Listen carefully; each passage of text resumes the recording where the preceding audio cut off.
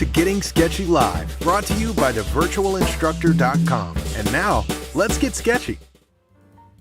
Hello there, everyone. Matt here with thevirtualinstructor.com, and welcome to the greatest live show on YouTube. Getting Sketchy, of course. Getting Sketchy Live. What is Getting Sketchy? Well, if you're sketchy like we are, then you already know that Getting Sketchy is where either myself or my good friend and fellow artist and art teacher Ashley Hurst tries to create a drawing for you guys inside of 45 minutes. Most of the time we get it done inside of 45 minutes. Sometimes we have to go a little bit longer than that, but of course the whole point is to have some fun, to create a sketch, and most importantly, give you some drawing instruction, of course. If you are watching this live on YouTube, there's a chat box, of course. You can post questions and make comments during tonight's broadcast. It doesn't have to be about what we're doing tonight, but it probably needs to be art-related. But if you have a specific question or comment that's directed at myself or Ashley, who's going to be doing the drawing tonight, if you put your comment or question in all capital letters, that will help me see it a little bit easier amongst all of the comments. And I already mentioned, Ashley's going to be doing the drawing tonight. He's getting set up right over there, probably about 12 feet from me. Maybe not even 12 feet. About 8 feet. How you doing over there? I'm doing well. We're still social distance. Not that we need to be, but we're pretty close. So tonight we're going to be drawing another footpath of sorts. This is my third drawing in the season. And the first week that I drew, there was a little dirt pathway in the composition. 2 weeks ago, I drew a stone pathway along with you guys. And today, we are drawing stairs. So it's something else you can walk on. I don't know if I can keep this theme going. I'm starting to run out of stuff. But it's at least thematic for 3 weeks. So it's a little bit of a complicated drawing in terms of shapes. And there's some straight edges and some curvy edges. So we'll see how we do. We'll see how we progress through this together. It is a sketch, so I'm going to work as fast as I can, trying to capture the shapes and the values as accurately as possible. I'm a little afraid that I might have bitten off more than I can chew in 45 minutes. So if it's mostly done, or it has areas that are suggested and more areas that are complete, then maybe we'll say that we're creating a focal point. I think I'm ready. I have total confidence that Ashley's going to get this drawing done in 45 minutes-ish. So no worries there. It is somewhat of a more rigid drawing, of course, but I should note that I just discovered this thing called the community tab here on YouTube. I didn't know it even existed. So I posted the photo reference on the community tab. So if you're watching this on YouTube, of course, you can go to the community tab if you're on a computer or a device, and click on that community tab, and you can see the photo reference. You can, of course, use the photo reference to draw alongside of us. We're going to have the photo reference up next to the drawing, but of course, if you want it yourself to do the drawing, you can go check it out there. And also, while you're there, subscribe to the channel and click the like button if you enjoy this video. Of course, that will definitely help us out if you do that. And we do this live show here on YouTube, but after we're done here on YouTube with Getting Sketchy, we do more refined, more finished drawings in series, which is part of our membership program. And we call those the live lessons. And tonight I'm going to be starting a brand new live lesson series. I'm going to be doing a landscape with pastels. It's all part of our membership program at thevirtualinstructor.com, which includes a variety of drawing and painting courses on a variety and different subjects and mediums, of course. The weekly live lessons, which I already mentioned, a year-long curriculum for visual arts teachers, and weekly critiques as part of the Members Minute. If you want to check out our membership program, there's a link below this video, in the description below this video. And there's also a link to get on our mailing list and check out 3 of our course videos and ebooks for free. Again, those links can be found below this video. But right now we're ready to get sketchy. I think. Ashley, are you ready to get sketchy over there? I've been sketchy, but I'm ready to share it with the world. Okay, we're going to go ahead and switch over to him.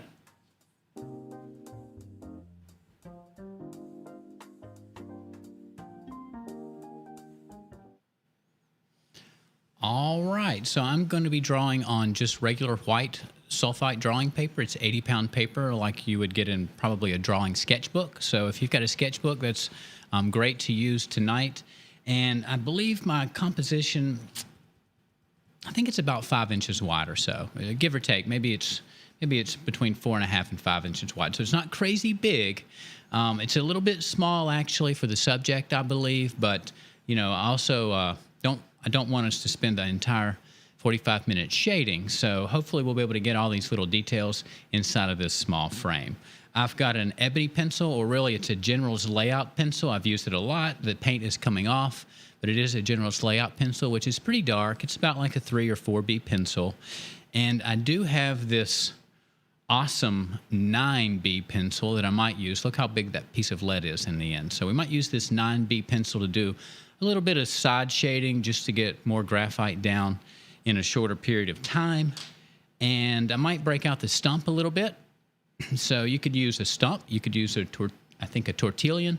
Those are the hollow versions of a stump, or just use some paper towels. Just fold up some paper towels into a triangle like a paper football, and that'll work also. I do, of course, I carry this around with me in my back pocket all the time now that I have one. You think I'm kidding. He's got it with him It's all been in my the back time pocket now. all day because I want to make sure I still had it, or I had it with me. But I don't know if I'm going to need it, but I do have the electric eraser. And at the end of the hour, I think, last week or the week before, as we were going off air, somebody had asked where it had come from, or where I got it from, or the brand. And this came from Hobby Lobby. I wouldn't pay much attention to the brand because Matt has one just like it from Hobby Lobby with different words on it. So anyway, that's where this model came from, just so you know. I also have a pink rubber eraser that we'll probably be using some. So probably more than the electric eraser. Okay, so basic materials, pretty much everybody probably has at home. I want to make sure, last week we did, I think, or 2 weeks ago, I worked with pastel pencils, and I just want to make sure that, several weeks in a row aren't necessarily prohibitive with regards to the medium that we're using or media that we use. So if you got a piece of paper and you got a pencil, you're ready to go. All right, well, I'm just going to say hello to people from South Texas, from Lowell, Massachusetts, another person from Texas, Princeton, New Jersey, West Virginia, Canada, frigid Montana, North Carolina, we know where that place is, Port Stanley, Canada, Queensland, Australia, Northern Ireland. Welcome, everybody, North Wales, United Kingdom. I know there's folks from all over the world here, all corners of the earth here with us, getting sketchy together. And let's see, Adriana Bruni Craft and Design Company says, I signed up for the virtual instructor. I've been watching the videos for 3 days straight now. Oh, wow. Well, that's awesome. Let's see, Pat says, Ashley, next time could you try Sunshine, Katrina and the Waves?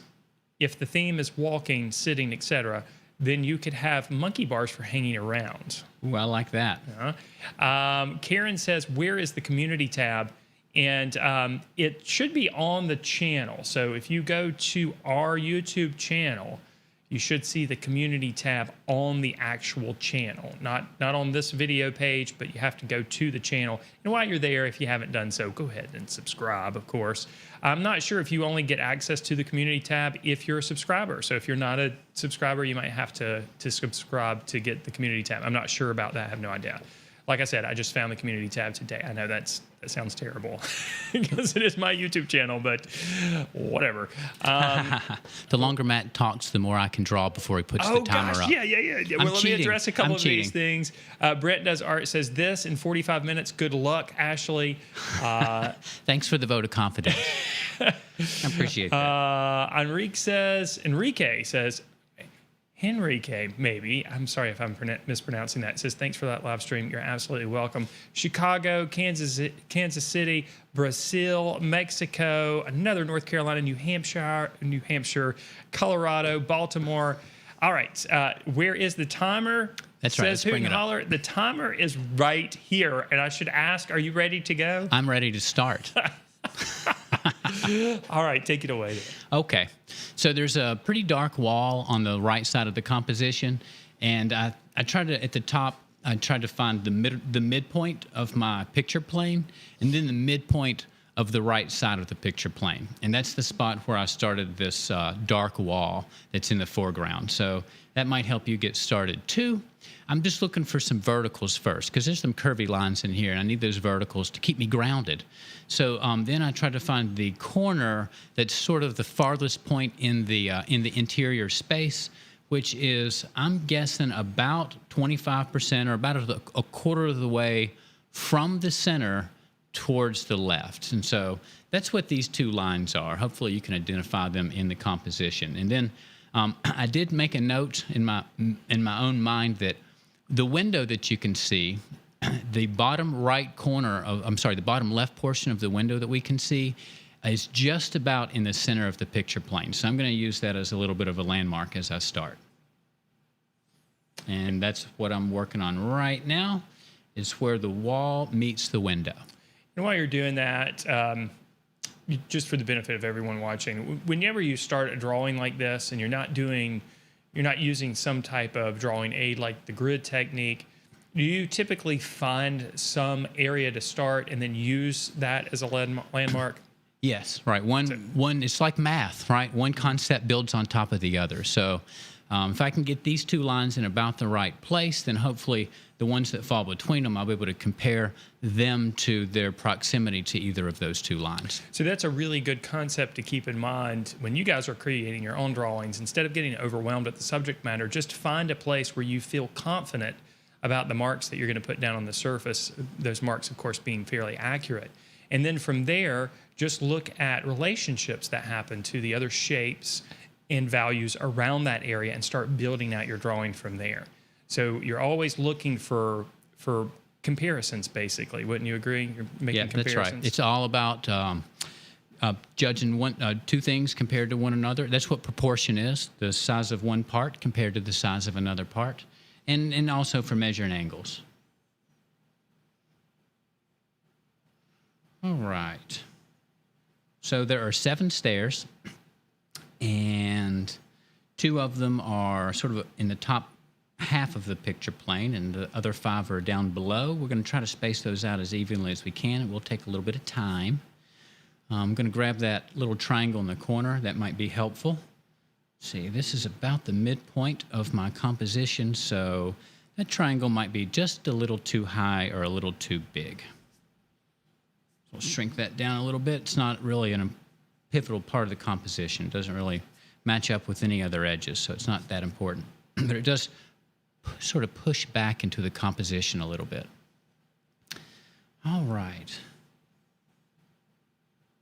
These stairs are interesting. They're almost like a value scale. The front of the stairs are darkest at the bottom, and then they progressively get lighter as we work our way up the stairs. That's one of the things that attracted me to this picture, is just sort of the way the value is arranged. Yeah, and the image that you did the last time you drew 2 weeks ago also had that relationship between light and dark, kind of half and half. I think you talked about That's right. Turner's paintings being That's that right. way. And this one's not exactly the same, but it does have that high contrast. Yeah, it kind of is similar. I mean, it's busy in the bottom left and in the top right, and the little slower, larger shapes in the bottom right and the top left. So there is sort of a busy areas here and quieter areas right here that kind of play against one another. Yeah, it's really, when you sent me the image that you were going to do, I wrote back, ooh, that's a good one. Because immediately, it is a good one. It's got nice contrast. It's a nice composition. There's like you said, there's areas that are a little bit busy and areas that are quieter. And I like the contrast between the pattern on the window. And I do too. I'm not certain that we'll get to the pattern on the window. We may do a little simplification as we go. But I do like the pattern on the window and how it contrasts the smooth walls. All right. Linda Clark says, please don't ruin this video with a math reference. Don't worry. If we make a math reference, it's probably wrong. Well, at least if I make a math reference, it's probably wrong. Have a math trophy at my house that I won in high school, and I've talked about it earlier today, just to give you an idea of how proud I am of it. You have a math trophy? Yeah, and Were you a mathlete? Not on purpose. Not on purpose. Well, I mean, that was a real thing. Oh, apparently. no. My neighbor was a mathlete. I thought you were just making that up. No. It was very witty. like this little thing. I think they went to competitions or something. I'm not really sure. Oh, well, it was a competition, and I was surprised to be any sort of a winner at all. I didn't win, but I placed high enough to get some kind of a trophy, and I think I was the most surprised person in the room. Yeah. I ended up in a spelling bee one year. I had no business being in a spelling bee. Let's see. All right, I'm starting to work in the stairs a little bit, and the stairs along the bottom 4 stairs pretty much are level. So I think I'm going to try to find where those the front edges of the treads are now. GP says, watching this reference photo, I think it could be interesting to use liquid water soluble charcoal. Did you ever try liquid charcoal? I think that would be a great idea to use some kind of water soluble material here. I think that would help with some of the gradations of value. It probably make this drawing go a little bit quicker, and that could be. Yeah, that's true. I mean, you could attempt this with watercolor if you wanted to. Or water-soluble graphite, that's another viable option besides water-soluble charcoal. I've never used water-soluble charcoal, but I've definitely used water-soluble graphite before. I thought about using graphite powder and just sort of dusting the whole thing to begin with and finding sort of a middle tone. Mm-hmm. But I didn't want everybody at home shaving their pencils down with the cheese grater so they could catch up. Sneezing. So I left that part out. Spilling graphite on their white carpet. Yeah. None of that. Okay. So I found where the bottom of the banister is going to go. So this will be the bottom tread and then the second tread. A little bit too wide. Well, I know this drawing, especially lining this drawing up in this early stages, takes a lot of concentration. So this is an example of an image that, has perspective in it, since we've talked about linear perspective in the past. But this is a good example of how you're not drawing out all the lines for linear perspective. Instead, you're just keeping that in mind to make sure that the steps are in the proper perspective. And because they curve around, that makes it a little bit more complex. But when you're thinking about those treads going backwards into space, they do have to go at an angle that makes sense with linear perspective. That's right. I'm not sure about the bottom of this banister, so I'm going to keep working up and we'll see if we need to make any adjustments here.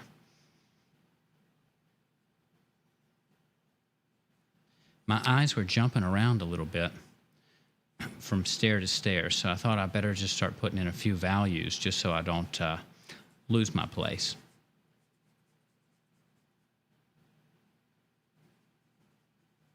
So now you've shifted a little bit and you're thinking about shapes of dark and light. That's right. I just want to make sure I'm drawing the right shape. And there's a nice rhythm. Of course, stairs impart a nice rhythm because of the repetition, and they typically alternate dark light, dark light. So adds a little bit of rhythm and helps our eye move in the composition.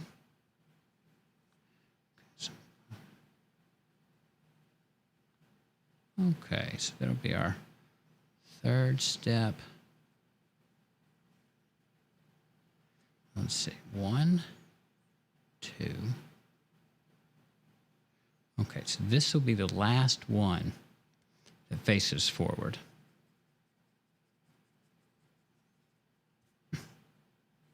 Then it gets interesting. So you can use your pencil and tilt it.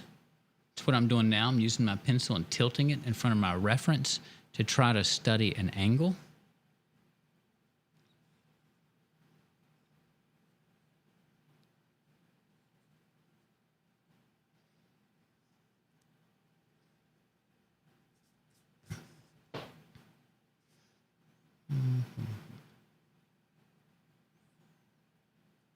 So you're going to save the spindles on the steps to just overlap the steps. Pretty much. They're pretty dark. They are pretty So dark. I think I can lay them with a single line and then just adjust the edge a little bit to give it something of a mottled or something of a contour.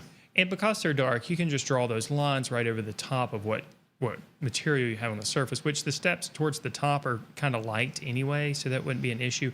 But let's say the spindles were light and you needed them to stand out. Would you fill in the graphite around the spindles, or would you go ahead and fill it in and then maybe do something else? What would you do if you?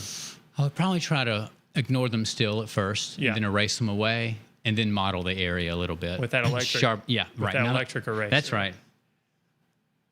Because that electric eraser will erase anything. It can erase your bad credit history. Mm-hmm. Not Ashley's bad credit history. He wasn't talking to me. I wasn't talking. He was talking to you guys. I was talking about the power of the eraser. Yeah, he was talking to you guys. Nothing can erase your bad credit history. Just kidding. Ha. Again. So this is probably the point in the drawing where you're concentrating the most on making sure that you get that as accurate as possible. Huh? That's right. It's just triangles and rectangles for the most part. So there's no need to overcomplicate things, even when you're doing a complicated I think subject. I did. I should have started from the top and worked my way down. Swap these stairs around a little bit.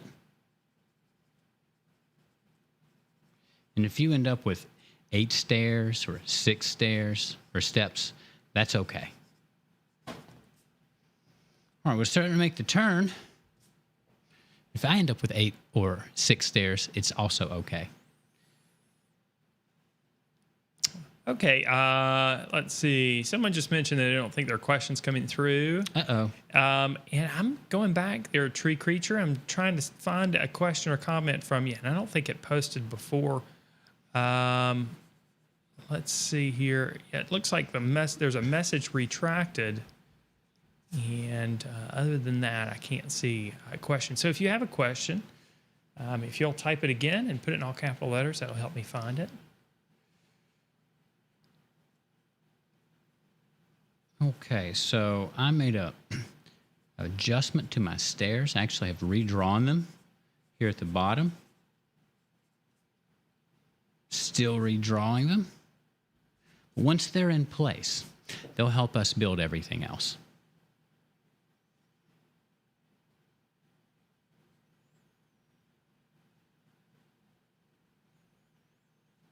So would you say the there we go. stairs are the most important element in this image?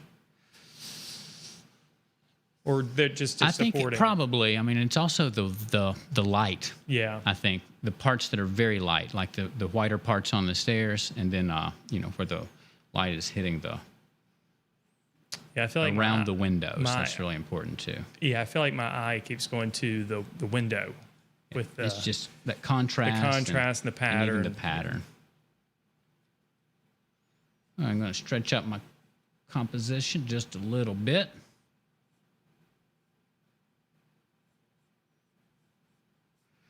Okay.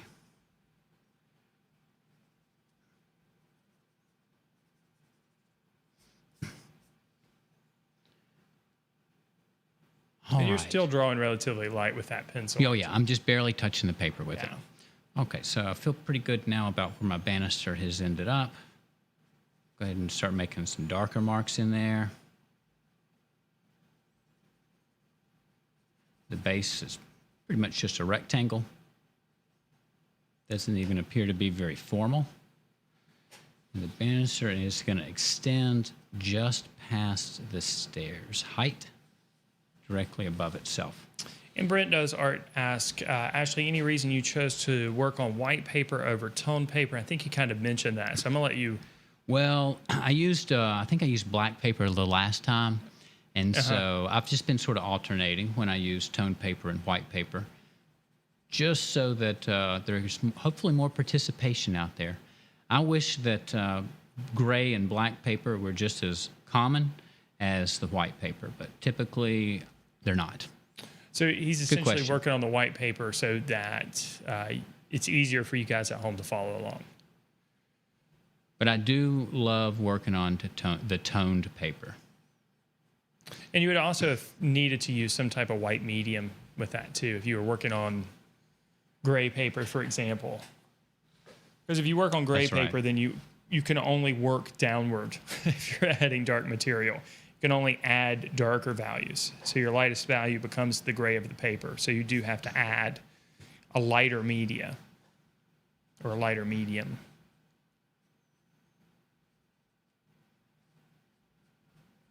All right.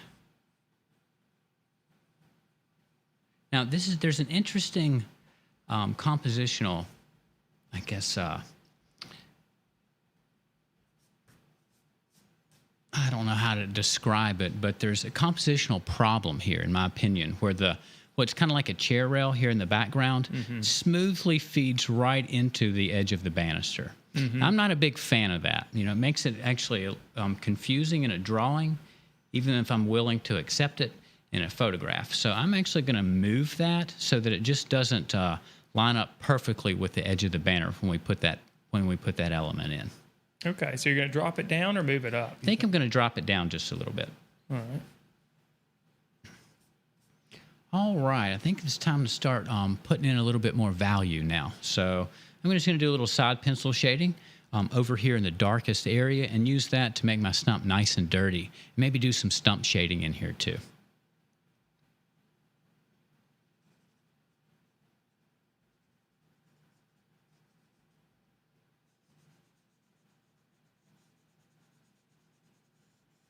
All right, getting real sketchy now.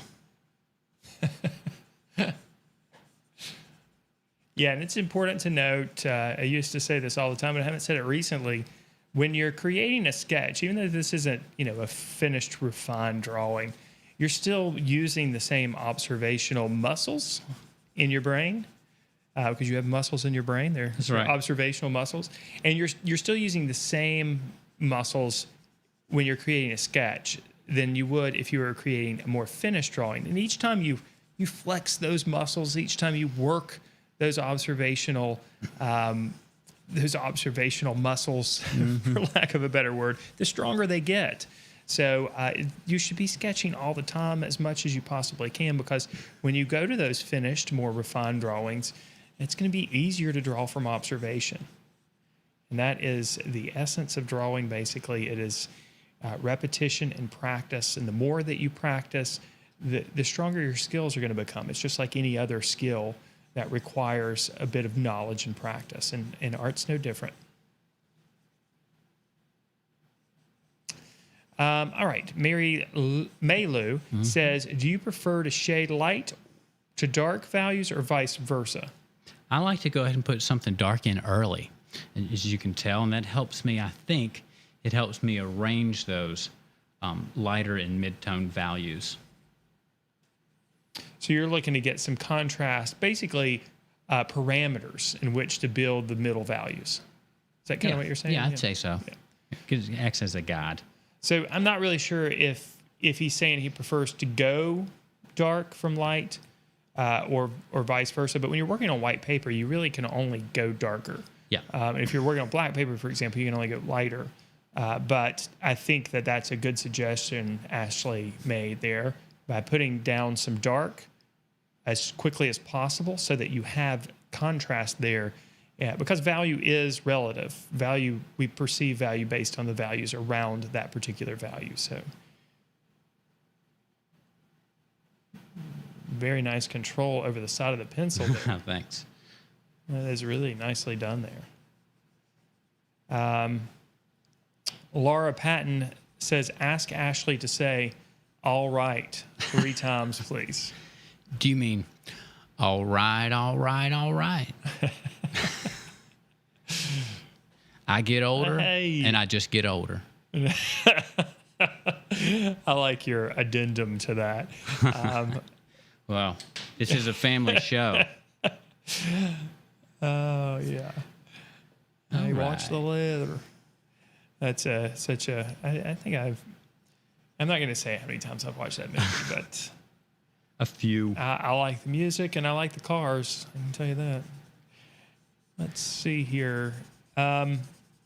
Valuable lesson. Julie Glenn says, valuable lesson on how you corrected the stairs at the bottom. And I do think that was valuable for folks to see that you did need to make some adjustments. And look at this. Now that you've got some value in place, we're starting to understand the depth. The space a little bit starting to come out. Yeah, I drew the stairs from, and I realized I was drawing them completely opposite. I was making the white parts black and the black parts white by the time I got to the top. And you might be able to tell I kept complaining about my eyes jumping around. That's what I meant by that. So now I'm just going to go ahead and tone everything a little bit.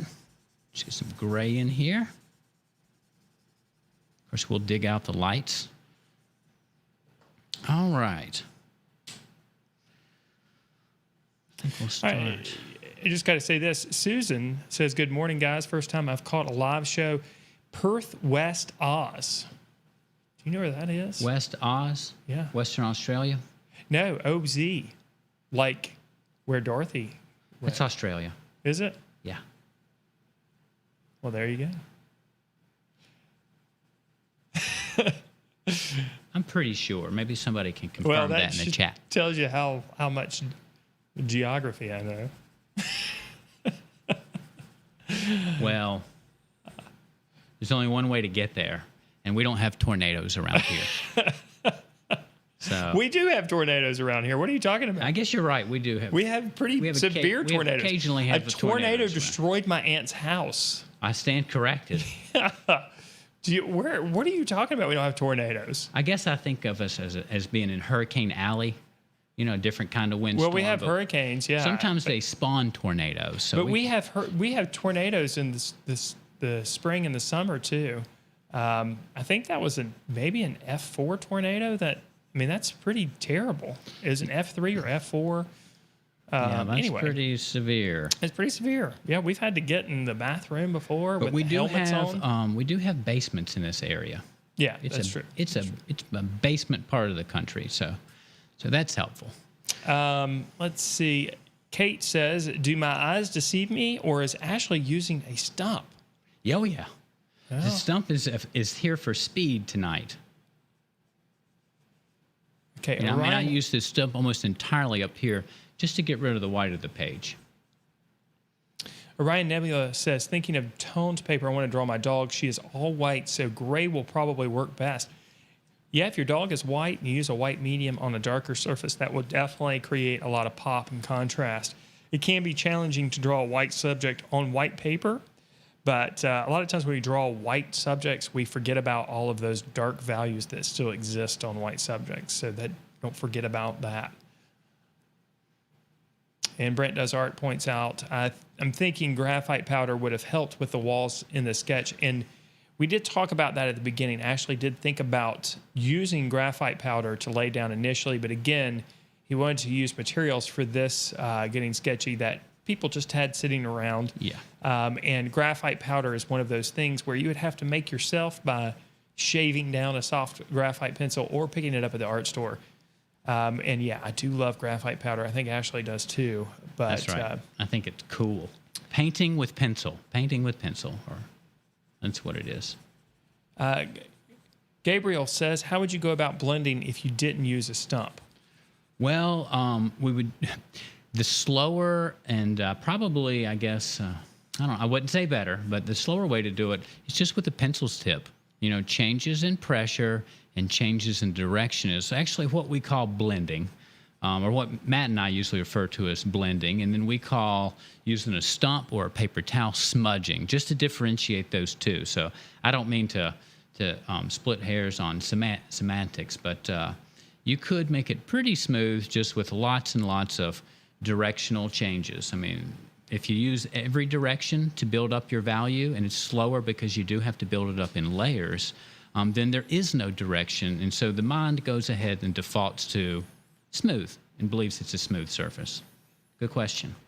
Flippy Guy _ YouTube says, "How long are the streams usually?" This is it's my first one. Oh, it's _YT.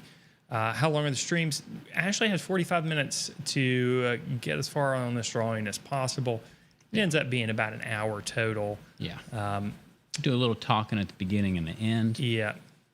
And Susan clarifies, yes, correct. Oz, short for Australia. All right.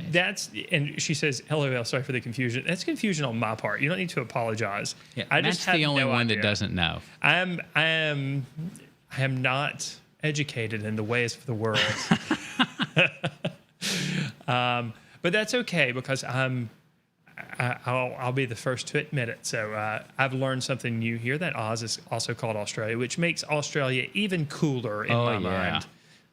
It's a very, very cool place. Very cool And then place. it's just gone on. People are just rubbing it in. West Oz, it's the 4th most populous city in Australia with a population of over 2 million people living in Greater Perth. Gosh, that's like 7% of the country, I think. Yeah, it's a pretty big place. That is pretty big. Again, sorry guys, I didn't know that. I'm sorry.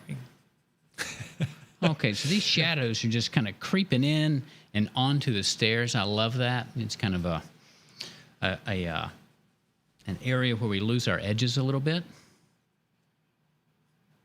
And this drawing is, once you added, and I'm just gonna say this again, if you've been around the channel for a while, you know that we love value, the darkness or lightness of a color. Value is one of the 7 elements of art, and value is so important. And when Ashley started adding the value, that's when this drawing really started to look like, some stair steps. Yeah. Before that, it looked like some lines. It was starting to look like stairs, but it was the value that really started to make this make more sense. So when you're creating your own drawings at home or wherever, and you're working with line and you just don't feel like things are developing the way they should, make sure you put some value in place and start working with the value for a little while, because a lot of times that will make things start to happen for you. And Karen says you can use a stiff paintbrush to blend. That's a very good suggestion. You can also use a soft paintbrush to blend too, depending on how soft the graphite is. Probably don't want to use like a bristle brush, a hog bristle brush or something like that, but a nylon brush definitely would be great for moving some of that graphite around. It's a good suggestion. Maylu asked, does Ashley have a particular drawing pencil he prefers to use? It's probably this one, the General's Layout Pencil. Mm-hmm. General's Layout Pencil is an excellent pencil. I do like the Stiedler lead holder. But you can't beat this pencil. It is very consistent. I've been using it for years and years, and everyone's the same. So. I'll bring you a lead holder so you can show it. Okay. There we go. So I also like using one of these. These are great. They're lead holders, and the lead is thickish. I mean, it's thickish like a wooden pencil. I think it's looks 2 millimeters. Right. Okay, I think so. That's what it looks like. It's not like it appears to be a mechanical pencil, but you load the lead from the business end, not this end. So that's why it's called a lead holder, and it kind of operates not like a mechanical pencil either. When you push the plunger at the top, the whole piece of lead falls out. So that gives you total control over how much lead you actually expose. So that's what I like about it. The only pain with that pencil is switching out the leads. But if you get like 2 or 3 of those pencils and keep a certain softness of graphite in there, it works great. And I don't even do that. I switch the leads out when I need a new lead. But sometimes that deters me from using that pencil just because of that. But then you have to sharpen wooden pencil there. So that's true. Now I've done some simplification. There's an angled edge to the window that I've left out. You might have noticed that. So you have permission to leave it out too. And I don't even have to give you permission. You can leave out whatever you want. But what I'm more interested here is the value and the overall form. Let's see. Julie says, great progress with 18 minutes left. And it's like Alina says, how do you prevent the drawing from getting too dark too fast? Any method? I don't know. I don't really perceive that as a problem for myself. My motto has been in this last season or two is shade often and shade early. So because sometimes I spend too much time, I think, at least in a format like this, working on the line drawing. So I don't know. I guess 90% of my own advice to my art students is go darker. So that probably happens, getting too dark too soon, but not for the majority of art students out there. And maybe young, newer artists that work in a more tentative way with a little bit less confidence, they typically work light instead of dark. I don't know if that makes any sense or helps.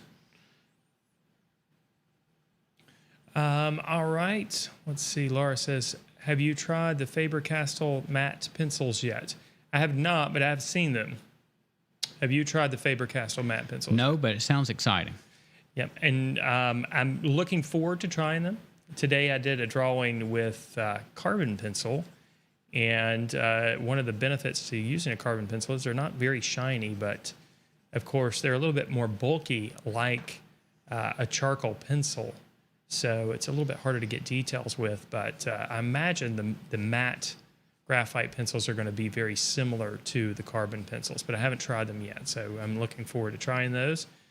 Ashley, will you be adding the highlights with an electric eraser? Asked Dorothy. Yeah, maybe some. There's not a lot of tiny spots, but maybe on the banisters once we get those in. We'll see. And then Susan adds, those matte pencils look good. I think they have a little carbon in them as well to reduce the shine. That would make sense. That would make sense, yeah. Now we've discovered the trick there. Thank you, Jobby J. He says, over 200 people watching and only 85 likes. Hit the like button, people. These guys are great. That's right. Come for the enjoy it. Thank you. Come for the art and enjoy the banter. Thanks so much for that, Jobby J. I'm just putting some straight lines in for where the banner's going to go, and then we'll kind of fatten them up a little bit and put a little dash mark at the top, and it'll look like a turned spindle, hopefully. Now, you said you were gonna adjust that railing up there. That, I guess it's a chair railing. Yeah, this one here. Yeah. Does it look adjusted to you? It looks very similar to. Okay, well maybe we'll see. I just want to make a little bit more of a corner in there. Yeah, I was just wondering if you were just going to decide to keep it, because I don't. You mentioned earlier about it being a distraction, and I do see what you're saying, because it does come together at that point, and then they kind of look like looks like one's they line in the up, front and right? One's in the back. It actually disturbs the depth a little bit. So yeah. Let's see. Let's see if So we can make that a little. And of course, I can also separate them with value. Yeah, that line that you're adding, I That think might be is the way helping. to go. Yeah. Yeah, just a little bit of an edge there. That See, there helps is a little lot. highlight on this banister from here down. That may be an opportunity for our electric eraser. That's definitely that's got electric eraser written all over Yeah. it.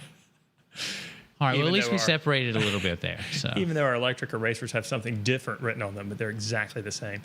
all right, let's see. I think I'll And do this Elena little- just asked a few minutes ago about making things too dark too quickly, and she's clarified this with like overworking is more of the problem instead. How do you avoid overworking a drawing? limit yourself to 45 minutes. Just kidding. That definitely works.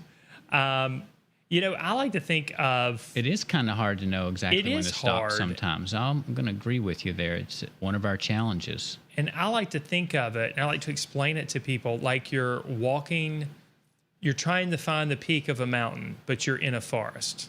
So you're not sure where the peak of the mountain is sometimes until you're already past it. Yeah. And you look back. Right. I think the more drawings and paintings that you create, the better understanding you have of where your limits are. And that's the wrong way to say that, when the drawing or painting is complete. And I think that comes with experience. The more drawings and paintings you do, the more you know where you are as far as in terms of the peak of the mountain. So you're saying that you need to overwork a couple to find where that point is. Yeah, And I think it so. accidentally happens to all of us some. Yeah.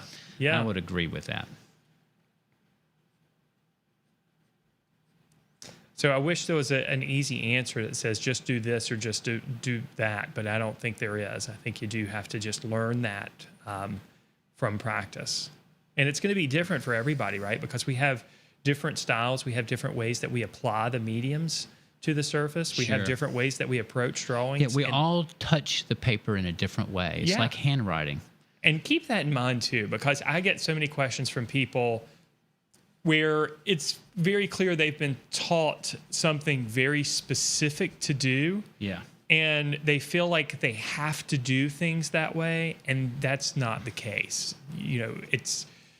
There are many, many different ways to be right. There are many different ways to create a drawing. There's many different ways to use the mediums in different ways, of course. So don't feel like you have to be sucked into one technique or one process, of course, when you're creating drawings and paintings.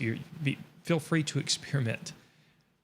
Experimentation and revision is part of the artistic process. So you should be trying stuff and being okay, trying different media, trying different approaches to drawing, and then being okay when it works out or doesn't work out, because you're still developing your own process and learning about it. So it's okay to experiment and have failures along the way. Okay, Bagel says, are you familiar with the Art GSCE in the UK? Do you know what that is? I don't believe I am. We are not familiar with that, Bagel. If you want to You want to tell us enlighten what us? that acronym means. I assume that's an acronym because that would be hard to pronounce. GSCE. Well, it's in English words. Let's see. Lee Jiang asks, do you have a schedule for the classes? We do this every Wednesday night at 6:30 p.m. for 10 weeks straight, and then we take a little bit of a break. I guess it'll be 11 weeks because we do a little review at the end. So this is episode 5 of this season, I believe. That's right. This is my third drawing of the season. We've got 6 more episodes after tonight. Next week, I'll do the drawing, and it'll be at the same time, 6:30 p.m. Eastern Standard Time. If you want to be notified, I send out an email to everybody on our mailing list the day of. And to get on that mailing list, again, there's a link in the description below to sign up to get 3 free course videos and ebooks. By signing up to get that, that'll put you on our newsletter list. So not only will you get notified when we do Getting Sketchy, but you'll also get a bunch of free lessons, links to free lessons. And you'll also get our newsletter, which I put out usually about once a month. Sometimes it's more frequent than that, but most of the time it's just once a month with all the new lessons on the site. Ricardo asks, how do you decide what to draw or paint? For Getting Sketchy? I don't know. He didn't specify. Maybe just in general.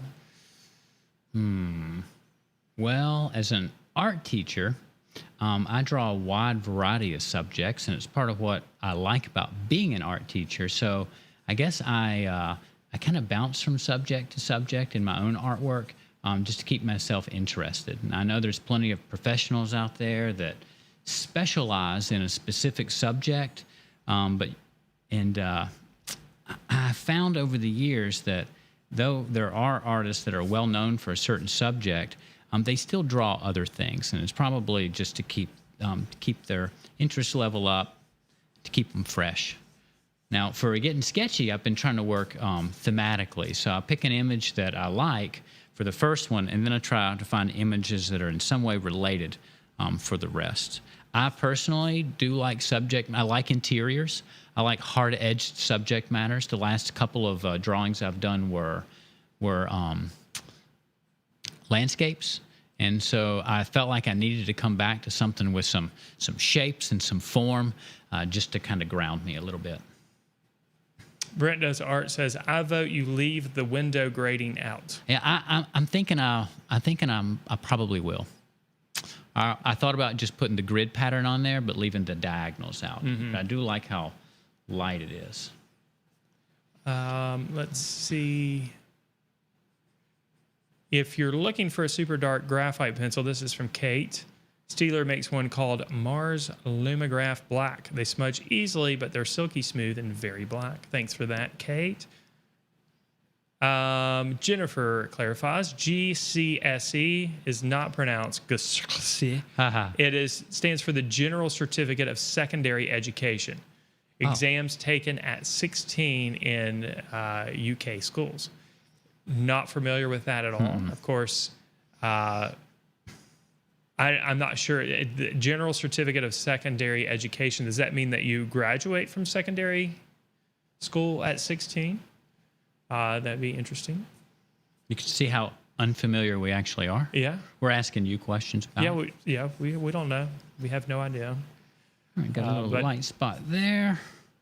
If you can ask the question in regards to that, it sounds like you were getting ready to ask us a question about that. We do know about education, art education here in the United States, which, art here is pretty much art everywhere else in the world, right? Yeah, I think good art education hasn't changed in a couple of hundred years. I can't convince my colleagues or administrators of that sometimes. We always have brand new ideas in education, and I keep thinking, our education was pretty stable years ago. So, if it ain't broke, don't fix it, right? It's changed dramatically when they went to discipline-based art education. Well, I guess that's true. Which in the 70s, you could potentially go to an art class and the teacher's just sitting there with paint out, and you just paint what you feel. That was an anomaly in art education. Well, it lasted a few decades. Yeah, it lasted quite a while. Yeah, you're right. A lot of artists were looking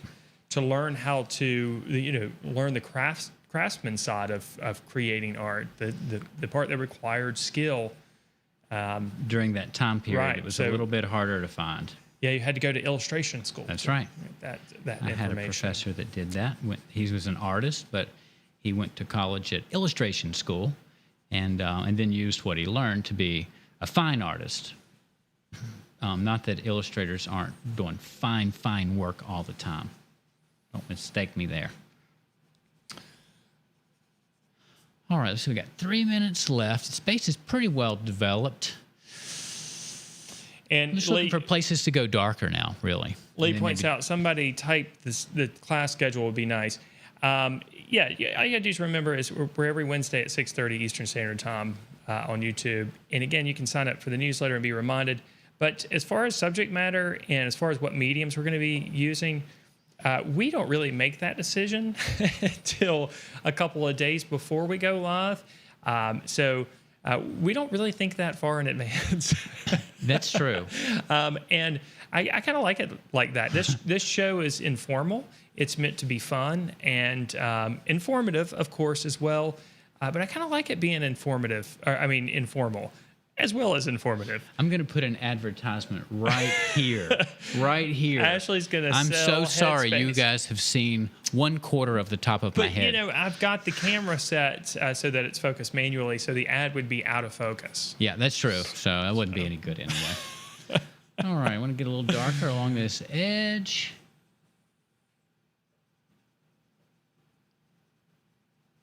And at this point in the drawing, it's just about continuing to build up the darks and then refinement. Of course, refinement's a little limited when we're sketching. So my goal was really more about shapes and value. So I'm feeling pretty good about that right now. So you don't think we're going to see the electric pencil sharpener? No, at all? we're about to. The electric We're about eraser to. at all? I'm going to try to do a little bit here and maybe along these two banisters, just a Okay, little bit. gotcha. Maybe right in here. I feel like I could. There's still plenty of room to get darker in this drawing, but not plenty of time to do it. And boy, what a full range of value makes a difference, or what a difference a full range of value makes. I just said that like Yoda. But yeah, full range of value here. The steps have really come to life, even though steps are not alive. I think you know what I mean. The light, of course, remains the star of the show in this particular piece. You can really feel the light coming in from the window already. Make sure that's clean in there. We've got a little bit of white right here. No, that's not an actual window. What is that thing? If that's not, is that? Well, it's the thickness of the wall. This is an old building. I think I believe it's a synagogue, and it's just a really old building with super thick walls. So it's how part is of that light getting in there? There's another window right there. Oh, okay, there is another window. And I think I might make, even though that appears to be white, this spot in the reference, I think I'm going to make it less than white, just so the actual window is the only pure white area in here. Maybe a little bit here too. Yeah, I like that. Okay. 48 seconds. And maybe a little bit more. Yes, Lee, it's every Wednesday at 6:30 p.m. Eastern Standard Time. And again, I'll send out an email reminder each week if you're on our newsletter list. Let's see. And everybody's talking about, folks from all over the world, people, what time they're watching it. We've got people, let's see. Oh, yeah. Rakshi says, I wake up at 3:45 a.m. to catch the live stream, which starts at 4 a.m. here. That is Wow. That's what time I got up dedication, this morning, but not on Rakshi. purpose. So thanks for being here. Yeah, thank you for that. I really appreciate that. Okay, well, time is up. I feel like I just got to put this right here. Okay, Susan says, which course teaches shading? I'm really struggling in 25 days to better drawing, as well as other practice help. Well, we talk about shading in 25 Days to Better Drawing and also the secrets to drawing, and really in every course that's offered on the site. Right. Value is the most important element of ours, so you got to talk about it. Another good course you might want to consider, Susan, is Portrait Drawing the Smart Way. I know that course centers on portraiture, but we use graphite and white charcoal in pretty much every drawing exercise in that course. And we work on gray paper, and I really feel like working with white and dark media really helps you understand creating a full range of value. To be honest with you, it can be challenging working on a white piece of paper to create a full range of value when you're brand new. But when you work on gray paper, you start right in the middle, and it's really easy to push the values outward, both light and dark. You know, the highlight rendering is a great way to teach yourself about value. Absolutely. And before we talk about the highlight rendering, I would just suggest, Susan, taking a look at that course just because of the media that we use. And if you already have access to 25 Days to Better Drawing, then you already have access to Portrait Drawing the Smart Way as well, I assume. What Ashley's referring to, the highlight rendering, is a project I used to do with students. Do you still do that with them? Yeah, or, okay. Not every year. Yeah. But sometimes I can see where it's valuable, or I'll suggest in a more advanced class, someone who's struggling with value, they just do one on their own. Right. Well, I would do this every year in the fall, and I remember because I would always go home with nostrils that were black. What the students did is they would cover an entire 18 by 24 sheet of paper with Von charcoal, and then use a chamois to work the charcoal in. Then they would use erasers, kneaded erasers, rubber erasers, to erase out or remove the highlights. So they would have to concentrate on the lighter values initially. Then they would go back with darker charcoal, like compressed charcoal, and broaden the range of value. And that project, boy, kids really didn't like it at the beginning when they were covering their paper and there's charcoal everywhere. And there's a lot of belly aching when we started that. Right. But then they were all so happy with the results because they were creating images that had a full range of value. A lot of times it's kids that always have tons of white space left in their artwork. And this is the first drawing where they only have a little bit of white and they see the difference immediately. Yeah.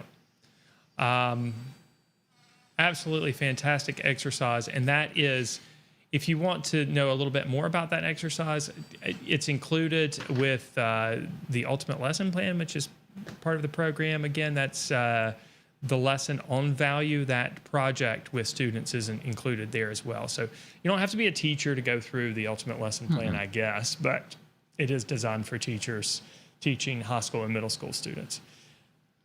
All right, but the time's up, but I think you felt pretty confident about this one being finished a while back. Yeah, I feel pretty good about it now. I did put I hinted at the grading. I like it. And it's just like a dotted line. It's not complete. It's actually really sketchy, and I think it works. It's very faint, and because it's faint, you know, the tendency is to make the grading really black. Because it is black and there's so high contrast there.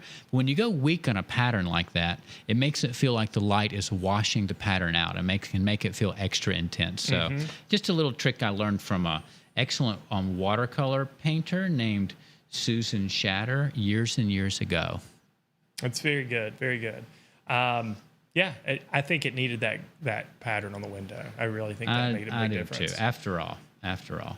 Now, it looks like there's a little bit more information at the bottom of your drawing that might be out of the camera a little bit. Can you slide I the thing think up there just may a little be bit? just a little bit.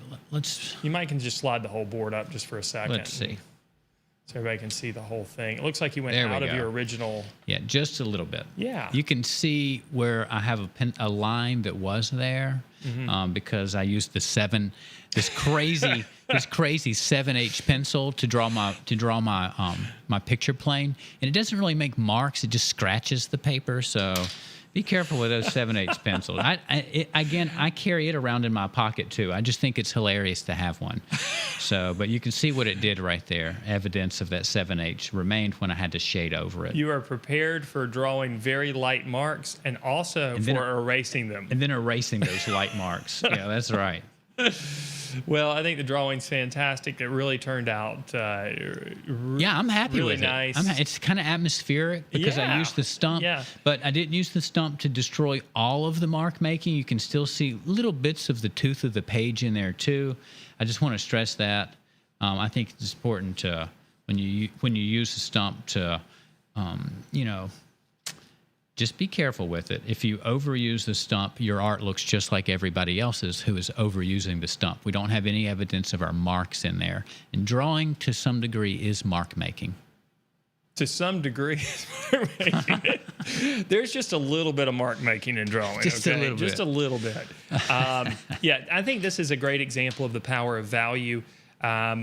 Because I think, somebody says here, let's see, where is that comment? Oh, Peter says, I had my doubts about this one, but I knew I was being foolish. Looks great.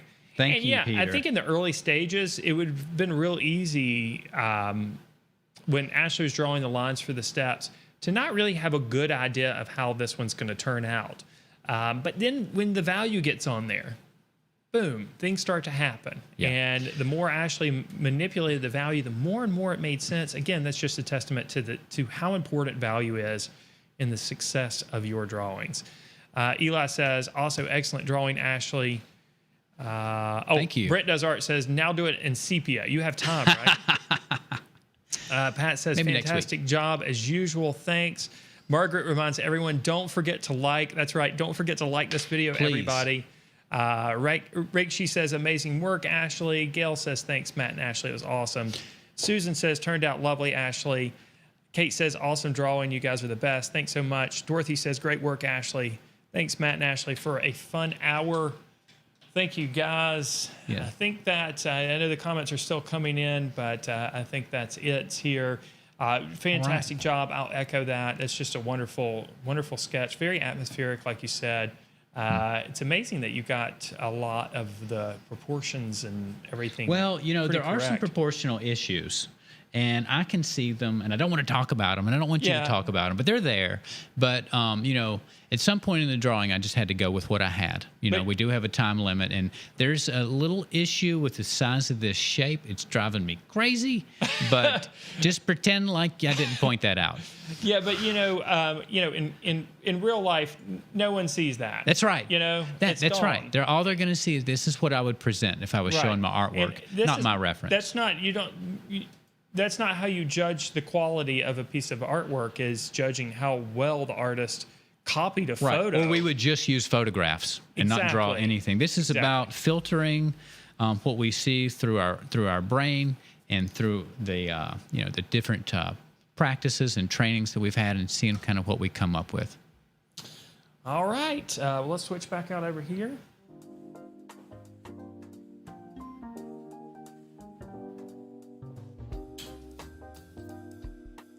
All right, guys, I hope you enjoyed that. I definitely enjoyed it. And I hope you were able to pick up a couple of things along the way as well. I think Ashley's drawing turned out absolutely fantastic. Ashley, have anything to add or say to the folks out there? Just thanks for spending time with me. I look forward to reading your comments next week when Matt is on the chopping block. And I will literally be on a chopping block. Not literally, but I'm doing food this season. Oh, that's right. I didn't mean to make a pun. I'm glad that worked out. It was very punny. Yeah. So I will be drawing something that deals with food next week. I'm not really sure what it is. Like, I wanted to use a variety of media. Last week I used pastels, so I kind of don't want to use pastels And before again. that, what was it? Marker and colored pencil? Marker and colored pencil, yeah. So I'm not even sure I'm going to do anything in color next week. Yeah, you've worked in color the entire season so far. Yeah, well, I like color. I know. And with the food items you've chosen, you really need to work in color. Yeah, I mean, I know, candy corn just doesn't look good in gray. No, candy corn wouldn't work. Anyway, I'm not sure what medium I'm going to use. I'm not sure what type of food I'm going to do next week, but it will be food, and it will be with a medium for sure. So we look forward to seeing you guys next week. Remember, if you want to check out our membership program, link below. 3 free course videos and ebooks. There's a link below there. Subscribe to the channel and hit the like button. Guys, have a wonderful week. If you're going to join us over at the website for the live lesson in just a minute, I will see you in just a minute. Ashley will see you in just a minute as well. For everybody else, we're going to go ahead and sign out for this evening. Good night, everybody.